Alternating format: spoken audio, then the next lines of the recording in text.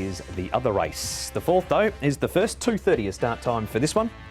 We've got Golden Express, a last start winner at the top of the book, carries an extra £9. O-Liner comes here, having won over the 1200 at Randwick, 1250 Canterbury and 1400 at Newcastle in New South Wales.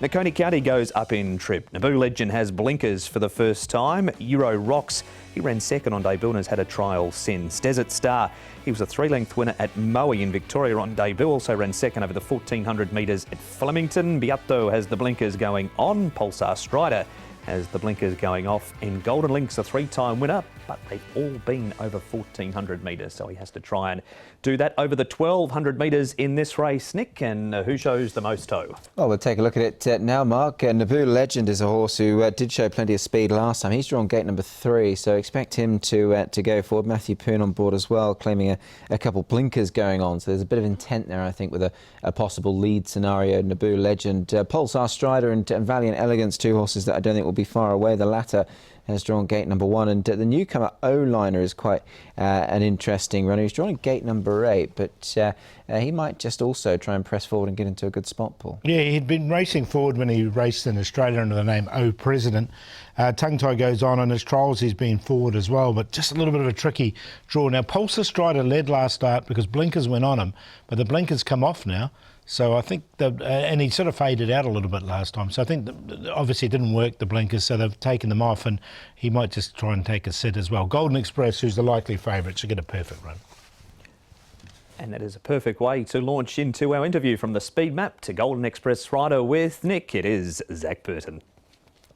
Zach, Golden Express, very impressive last time out. We're going to see him back at the races on Saturday. A bit more weight to carry, etc., but certainly justified, I think, given the manner of the win.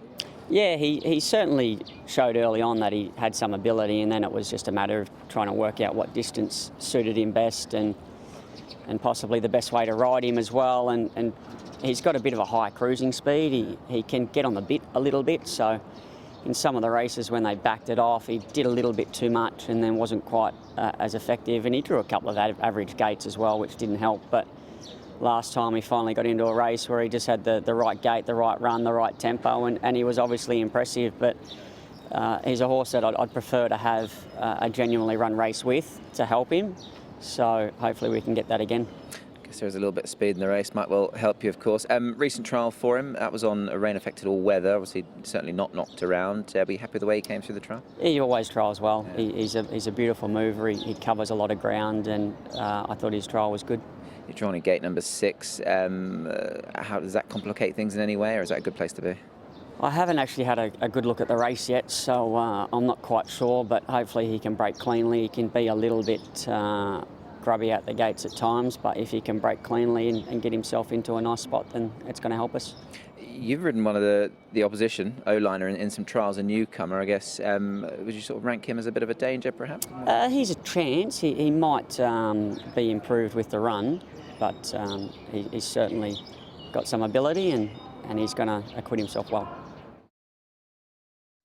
That is Zach Burton, the rider of Golden Express, with a bit of a tidbit too about O-Liner. We have a look now, Nick, at the graphic of a Golden Express. Just the 4 starts, and he's gone 2, 3, 5, a scratching, and then that very comfortable win last time. Yeah, it was very comfortable, wasn't it? And look, the handicap's had his say. He's put him up £9, but he wasn't extended. He won in the manner of a horse who clearly has a bit more perhaps to offer, and I think that looks the case, Paul. He's a progressive horse from the right stable. Yeah, look, he's going very well. They're obviously going to keep him at 1200 because that's the one that worked, and he did win over 1200 at Doomben before he got here as well. So at this stage, that looks the right trip for him.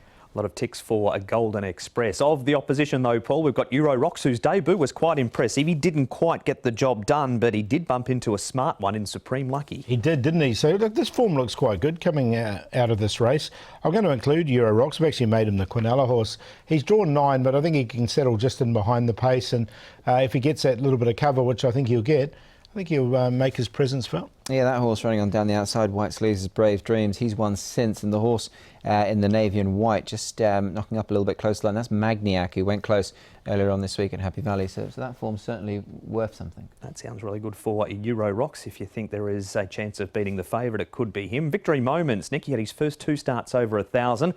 Over the 1,200 metres, he looked to appreciate that jump up in trip. He did. Now, my one issue with this horse is that he's inclined to get his head up a little bit. You can see it there quite evidently, right in the face of the rider there, Matthew Chadwick, who rides him for the second time. And I think that might be down to the fact that he's been registered as a roarer 2 starts ago. So there might be 1 or 2 little underlining issues there, but to his credit, Paul, he did run well this day. He did. Look, I'm going to include him in a minor line, but I'm with you, Nick. You know, when these horses are declared roarers, you just have to put a little asterisk next to them. Okay, that is Victory Moments. We move on, Paul, now to some Happy Valley form. This is the race you spoke of in the speed map where Pulsar Strider led. He won his best race when he was in behind the leader and got nabbed late by Solar Winds. Yeah, so that's why I don't think he'll lead this race. I think Naboo Legend will lead when the blinkers go on him. You can see the blinkers obviously didn't work. They fired him up a little bit too much, I think, and he faded late. Now, he was well beaten, but with the blinkers off, that might help him. Yeah, look, I agree. I think the blinkers coming off is probably a good thing. They had a go and maybe they didn't work for him. But on the balance of his form prior to that, it's actually not the worst. Bit of a tick for Pulsar Strider with the blinkers coming back off. Here is the newcomer, Nick O'Liner. He had a total overseas of 11 starts, winning 3 of them. He did, yeah. Not a bad CV coming over to Hong Kong, this horse. He's got the tongue tie on for this run. All 3 of his trials, Zach Purton has ridden him in his trials. So when obviously posing the question to Zach about this horse, he certainly, I thought, spoke highly enough of the horse and has been impressed with what he's been able to do. So he's a Group 2 winning 2-year-old, this fellow, Paul, so he's clearly talented. Yeah, I just wonder if he's totally wound up for this race. He's had the 3 trials. He's 1180 pounds. I just don't like him from the draw. That's what put me off, because I think there's a bit of pace underneath him and he does like to go forward.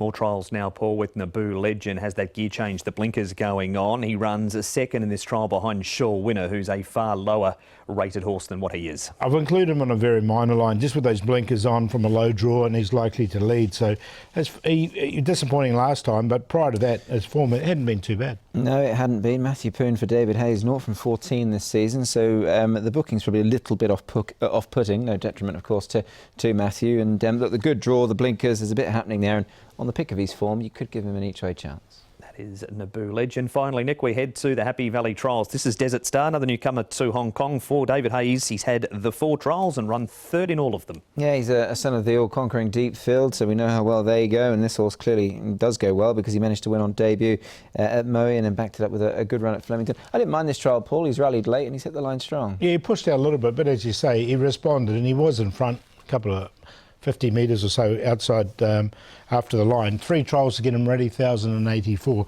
I didn't quite include him. I'm happy to watch him. We've seen plenty of replays, Paul. Who are we going with in race number 4? I thought the favourite, Golden Express, or the likely favourite in the race, was very impressive on his last start, so I'm going to stick with him. Euro Rocks, really good debut here in Hong Kong. Victory Moments, look, we've talked about his problems roaring and whatnot, but he did step up to 1,200 and ran really well at his last start. Naboo Legend with the blinkers on should be a bit of a price. 1, 6, 7 and 4. You've got the same top 3 numbers as Paul here. They do look the obvious ones, I think, on paper. The top weight, Golden Express, is the most likely for mine. And look, he's probably going to be quite short, but I think he will win the race, and he did win with plenty in hand last time. Euro Rocks in per second can build on that debut here in Hong Kong. Victory Moments, I have my reservations with him, but he did run better last time, and I put O-Liner in. He's a big price, might not be on debut, but he's certainly done enough to suggest he warrants a bit of support. 1, 6, 7, 2.